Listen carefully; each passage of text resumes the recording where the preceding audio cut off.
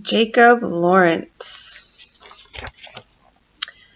Jacob Lawrence was born in 1917 in Atlantic City, New Jersey. He loved using art to tell stories.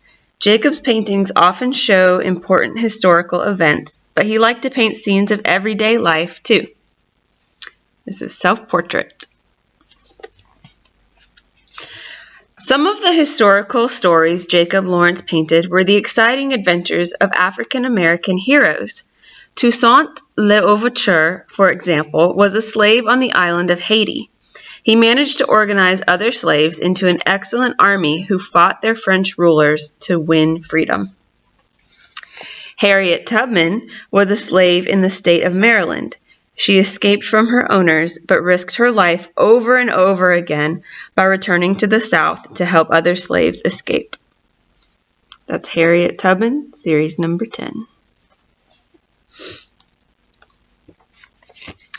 Because there was so much to know about the exciting people Jacob portrayed, he usually painted lots of scenes for each story.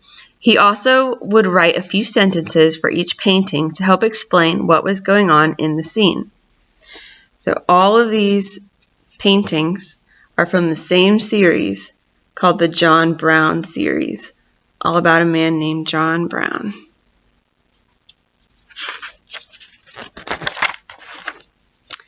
Jacob got ideas for other paintings from watching everyday events in his neighborhood. When Jacob was 13, his family moved to a section of New York City called Harlem. At first, Jacob couldn't believe how crowded the streets were and how tall the buildings seemed. Harlem was a place where African Americans could live without being treated badly, as they were in many parts of the U.S. at this time. Even though Harlem was overcrowded and jobs were hard to find, Black people felt more comfortable there.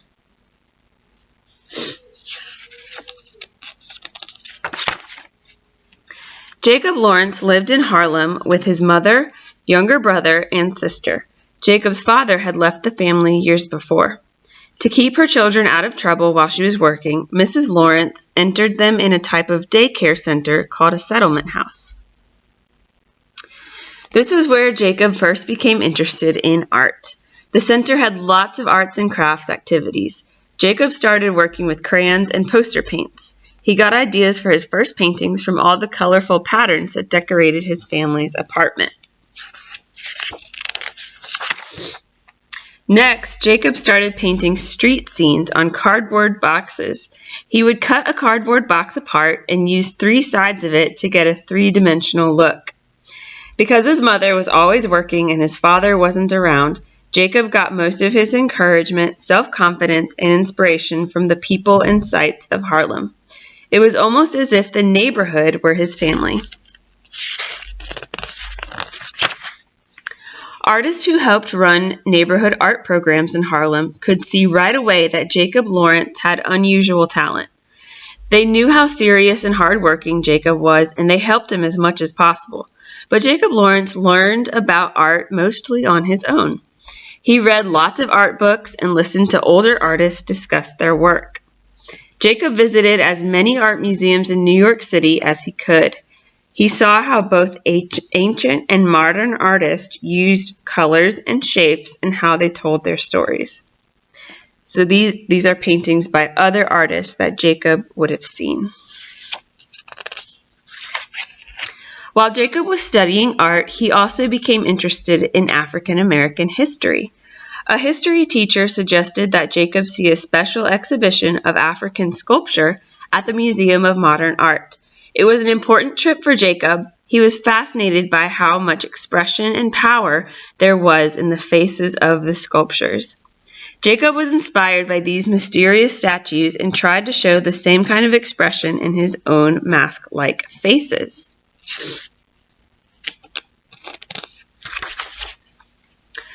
African American history was hardly ever taught in schools when Jacob Lawrence was young. Jacob thought this was a serious problem. He knew that people who didn't know about their history had no way of feeling proud about their past or of themselves. Jacob thought he might be able to change this with his art. He began by painting the Toussaint L'Ouverture series. It contained 41 pictures. They were shown at a local gallery and got lots of attention right away.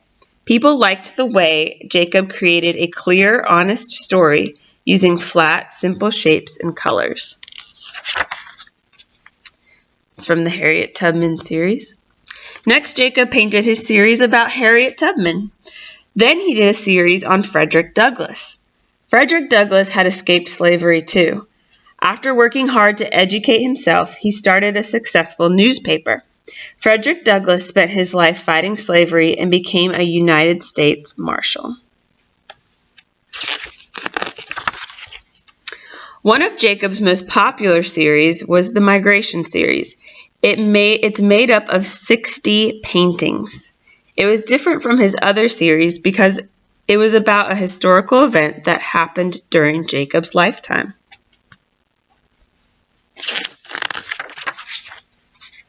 The Migration series tells the story of thousands of African American families who left their homes in the southern United States and traveled north to cities like Chicago, Pittsburgh, and New York. Although slavery had ended years before, many black people were still treated badly in the South. Black families traveled north to look for jobs and a better life. In this series, Jacob showed how families lived in the South before moving north. He told of the hopes and struggles they had during their journey and what happened when they arrived in the North. The Black Migration was the largest group of people ever to move from one part of the United States to another. It's an event in American history that hardly anyone noticed was happening. Jacob Lawrence was one of the few people who recorded this important part of history. Jacob painted all 60 pictures of this series, color by color, at the same time. He wanted each painting to have a similar look. Jacob's wife, Gwen, helped him with the huge job. Gwen was an artist too. By the time Jacob Lawrence was 32 years old, he had become a very successful, well-known artist. But a strange thing happened. Instead of being happy about it, Jacob started feeling terrible. Suddenly, he started wondering if he really had any talent, or if maybe he had just been lucky. Most of his artist friends weren't doing nearly as well as he was. This bothered him so much that he became nervous and depressed. Jacob decided to enter a hospital to treat his problem. After a few months, he felt better than ever. While he was in the hospital, Jacob painted scenes of other patients and activities around the hospital. Jacob Lawrence went on to make paintings, prints, and giant murals. Workers were among his favorite subjects. He liked to show how builders cooperate to make things that are useful and important. This is what Jacob Lawrence hoped could happen everywhere, no matter what a person's job might be. Today, Jacob Lawrence is known not only as a great artist, but as a storyteller, historian, and art teacher. Jacob's imaginative style of flat, colorful shapes makes his paintings seem filled with life. So, can you see why I thought of Jacob Lawrence for Black History Month?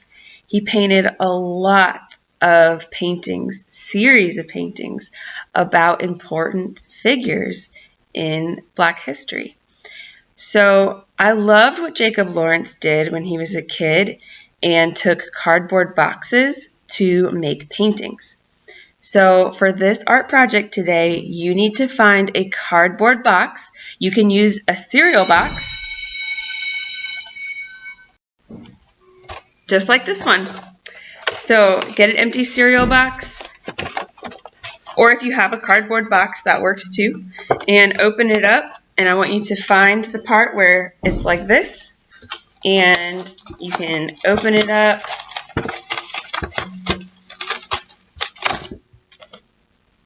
Just like this. And then I want you to make a story on the cardboard box. It can be a story about everyday life, things that you see, that you know today, or something from history. And if you want, you can do something for Black History Month.